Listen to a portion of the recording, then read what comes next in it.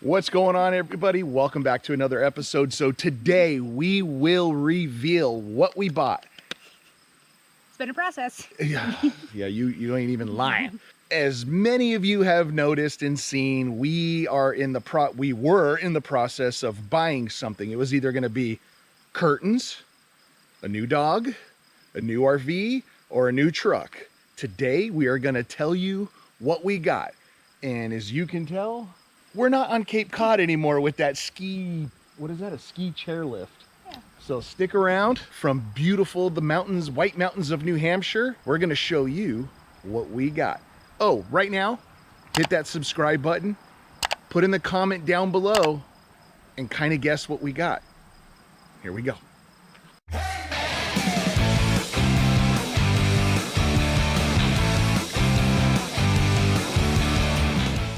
All right, so here we go. If you've guessed, hopefully you guys wrote something down in the comments and guessed what it is. We're gonna take a look, and here we go. We got a Curtain! We didn't get curtains. We should have. We should. But here's what we got, guys.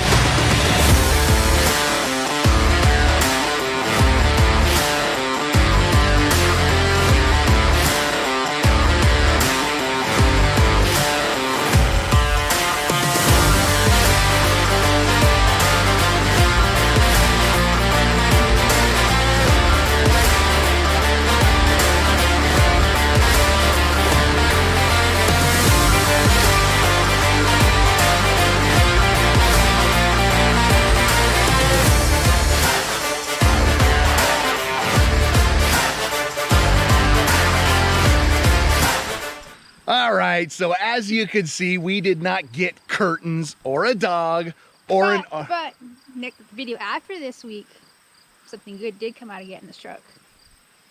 Oh, that's right. Yeah. It was a win-win for both. Except mine was a lot cheaper. Yes. Okay.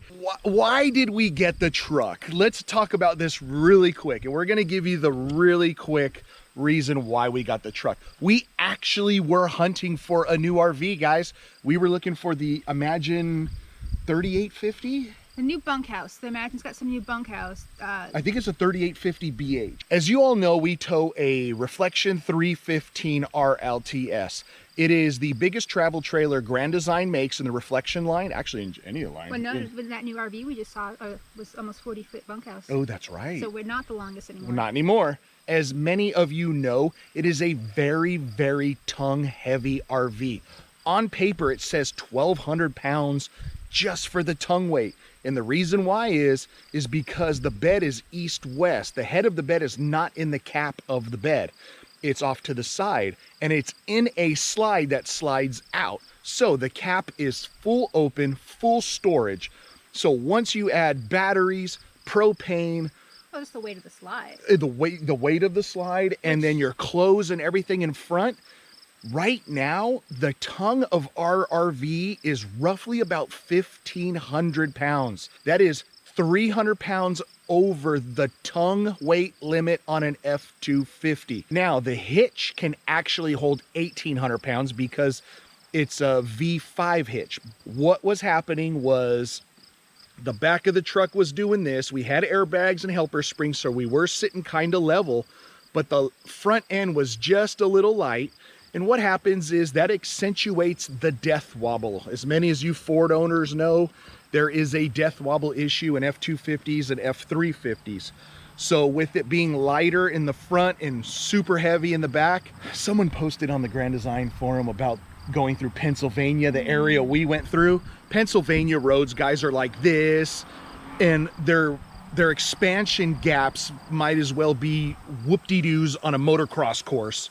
And we got the death wobble, as you saw in our other video about getting the death wobble. When you lighten up the front and you hit those bumps constantly, even if you slow down, it'll just start to vibrate and you get the death wobble and everything starts shaking underneath and things start wearing faster. So it was either new RV, lighter RV, or new truck. Why are you hitting the lock button? I'm hitting it. I have the key in my pocket. That's why.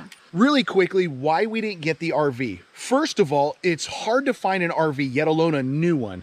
Everything you put a deposit down, then that RV gets claimed, and then they're making it and delivering it. Well, we don't have 2 or 3 months to sit in one spot to wait on an RV, and plus the model we wanted, which like just came out last year. Yep. So there really wasn't any used ones to even consider buying. Yep, or even look at. Yeah. So with us being on the way to Cape Cod at the time this all decision was made, by the time we got to Cape Cod, we called campers in. We called like New York, Vermont, New Hampshire, Pennsylvania, everywhere. Anywhere that we could go drive and pick one up.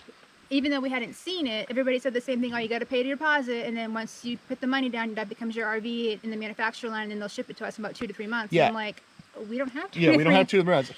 We were like, we just want to see the inside to see even if we like the layout. Then we started looking at the numbers. Yes, it was a little shorter, and it was, I think, about 400 pounds lighter on the tongue. Yep. And it's still, so our 315, the GVWR is 11,000 pounds. This was like 10,000 pounds. Whatever the full weight was, like our dry weight on the reflection. Yes, so there was enough weight difference, but not a lot. Not a lot to ease up on the F250 that we had. So, and we would give up some luxuries with yes, the reflection down to the Imagine, which we were okay with. We talked about that, you know. We ended up, obviously, we ended up going with the truck. We didn't get a new dog. We still have Lily. But it wouldn't be a new dog, it'd be an additional dog. Yeah, sorry, Lily, we're not trading you. The reason why we went with the truck, and this was not an easy process to get the truck. We love the F250. It was broken in, the seat was molded to my butt. We had it, the cap was on it, and we had all our work stuff in the back. We had it laid out. We knew how to hook it up. Everything was lined up. Everything was perfect. But it was just... The numbers just weren't working, guys. And let me tell you, I know we see it a lot, and everybody's like, oh, the tow police, the tow police. It's a serious thing to not be overweight. Yes, the F250 could pull the reflection. That F250 could pull a train, but it's how you hook it up and how you're going to be, if you're going to be overweight, whether it be a fifth wheel, a gooseneck, or a tongue hookup. All right, so when we made the decision to go with the truck, we knew we wanted a dually just to have the extra stabilization, and also, well, just to have the extra stabilization, because we wanted a bigger truck. Yeah, being up here in New England, not the place to look for dualies. Not the place to look for dualies. All the dualies have either dump beds, or all the trucks have snow plows in front. As you saw in the walk around, and I'll show you again, we actually have a snow plow hookup on this. We are not using that. We are not going to be using that in Florida or anywhere else in the United States. If we're somewhere in snow, something tragic has happened, come rescue us, okay? Finding a dually, the nearest one at first was way out of our... Pennsylvania. Yeah, you're right. Going back down to Pennsylvania. And they are so expensive right now, guys. Oh, we test drove one. We test drove one, and we're like, okay, 350. And we're like, okay, cool. We like this. Now let's start looking at prices, because they're expensive right now, guys. So we were like, all right, let's do this. And like Renee said, we found one within our price range. It was nice. It was clean. Gone. Lo and behold, this big beast here was listed on Bay State Ford's website. No picture. Like, it had the just arrived, coming soon, just arrived. No price, no nothing. So Renee calls up, hey, do you have this dually? And they're like, what are you talking about? We're like, hey, you have a dually listed. Can we get a picture? Can we come look at it? Because it was only 30 minutes away from the Cape. And they're like, that's not supposed to be listed. It's supposed to just be a private sale, go to auction type thing. And we're like, no, we need a dually, and we need to come now. And this was an F450. The reason why we pulled the trigger on an F450, the price difference in current times between a 350 and 450 was, if you have the option, just go 450. So we go to start the paperwork for all this, and you know, when you trade your truck in, if you owe something on it, you know, you trade it in and they pay off the difference to the bank. They hadn't even received the title for this truck yet. They took it in literally the night before we went to look at it. Yep, so they had just paid it off that day. We went to look at it, haven't even received the title. So we're like, let's get the paperwork done. There was a few issues with that. Well, we had the issue of we're out of state, Yep. Our bank isn't here, so that's gonna be something else as full timers. Good have call. a bank that's a lot more locations. We use SunTrust. Yeah, don't use your in-city bank like local credit unions, or like, for example, we're here on Cape Cod. They have a bank called Cape Cod 5. It's nowhere else. So if something happens, you can't get your money out of state like in Pennsylvania or Washington or New Hampshire. Yeah. So SunTrust is a big company, but up north it's not big, and we didn't the know Northeast. Yeah, the Northeast. that with our SunTrust, you have to have a PIN to do wire transfers. We don't usually do wire transfers, so we had no clue. Of course, the only way to get a PIN is to go into a branch, and there's no branches here, so we had money. We felt like Julia Roberts when she went shopping with all the cash and couldn't spend it, couldn't buy because anything. nobody would help her. And I have all this money now and no dress. Not that I expect you to help me, but I have all of this, okay? I have to buy a dress for dinner tonight, and nobody will help me. It's just an important tip. If you're full-timing, either have a PIN so you can do wire transfers, or have a bank like a USA. A U.S. regional bank like a Wells Fargo, Bank of America. Bank of America. Something that's in nearly all 50 states, guys, because it will bite you in the butt. It was a weird feeling to know that you had money in the bank, but could not access it. And we've been doing this almost 3 years. This is the first time. That's the first time we had to buy a truck on the road. Yeah, and usually we would have never bought. We were bought in Florida and done all this, but just something you don't think about when you're on the road. I mean, what if we got in an accident? We had to buy a new truck. And there's going to be a lot of information on this video, guys. We're not going to just talk about the truck, but we're going to talk about the process. And again, this is one of those things that a lot of people don't talk about, situations that may come up as full-timers, especially as much as we travel around and not just stay in one state. We go to sign all the paperwork, we pay the money, we do the down deposit, everything's signed on the dotted line. Massachusetts and Florida do not have temp tag laws. Mass doesn't, but with Florida, the truck cannot leave the dealer until it's registered. Obviously, we're in Mass. We just can't run down to the DMV to get it registered. Yes, and the fact that the dealership hadn't received the title to this truck yet. They couldn't even start the They couldn't even start the registration to even make it happen. So we had to wait a week. And the crazy thing was, we had to leave to where we're at now in New Hampshire. And we didn't want to drive our F-250 because we didn't want to add miles to it because they already had it sold. Or get in an accident. Or get in an accident, yeah, then we have nothing. And then we had no trade-in, and then we would have had to buy a truck straight out, which would have been like way more money. No. Today is Friday. We got it. It's Friday the 13th. Are you serious? Oh, geez, don't look at that. Oh, it's Friday the 13th. We got it Wednesday. Wednesday. The 13th, 11th, or yeah, 11th, and yeah. we left the 12th. Yeah, we left the 12th, so we left yesterday. We got it the day before. It all worked together, thank God. Everything worked out well. Everything worked out good. Truck is beautiful. Truck rides great.